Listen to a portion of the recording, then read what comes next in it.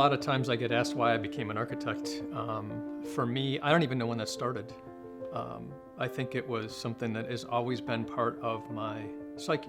And I think that the reason that architecture for me is a profession of choice is because, like no other profession, it allows me to explore objects, explore buildings, explore built environment.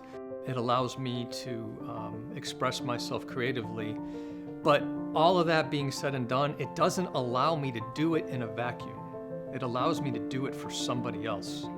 And at the end of the day, there's this degree of satisfaction that I get by delivering a building for somebody and watching it go through this metamorphosis where the people that are my clients are taking the building and just making it their own in a way that I could have never imagined.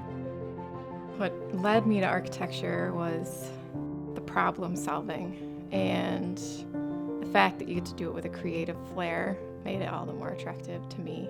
What I didn't know at the time that I started learning about architecture and going to school for architecture was that it was going to be a lot about people rather than buildings.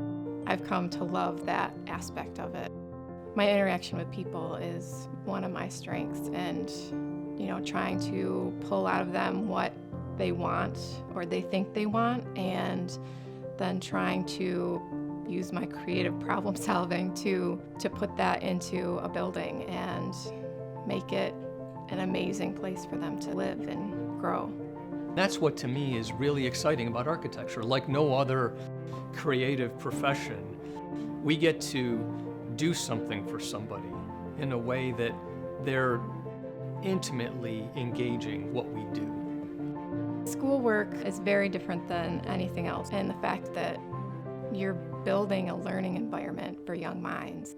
In education, it's all about the students and the faculty and how they use the space and how to make the space beneficial for them. Our environments are designed to keep kids engaged and to keep kids, really excited and focused on learning in a dynamic place. The teacher needs a dynamic place to deliver their paradigm.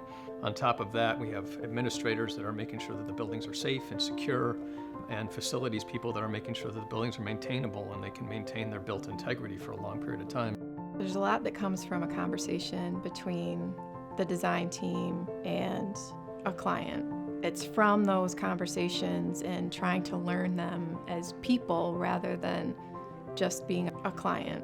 And once you've been able to really do that, you just have this deep and limitless appreciation for what they go through on a daily basis in their buildings. And if we can do that, we're doing our job well. And that's what we're here for. We're here to really understand what it's like to be them for a day and then give them a built environment that supports that. I think about going into the library at Chestnut Ridge when it was all done and watching some of the students walk through and just how they interacted with the space and just watching their faces light up. Hearing about how they actually went over to a contractor and said, "Thank you so much for building this awesome library for us." Some elementary school student felt comfortable going up to just thank them for this amazing space. And knowing that I had some part in that is extremely rewarding. We see every building, every project, every new kid that walks in the door every year as an opportunity to raise the bar. The bar for us is not fixed, it's not bolted in any given position. It's something that constantly moves in one direction, upward. Every project we've done, we've tried to tap into something that is special, is unique, is boundary pushing, and the thought that we could have that opportunity moving forward is an incredibly exciting thought. And it's that excitement of opportunity and chance and a whole new level of surprise that keeps me going every day.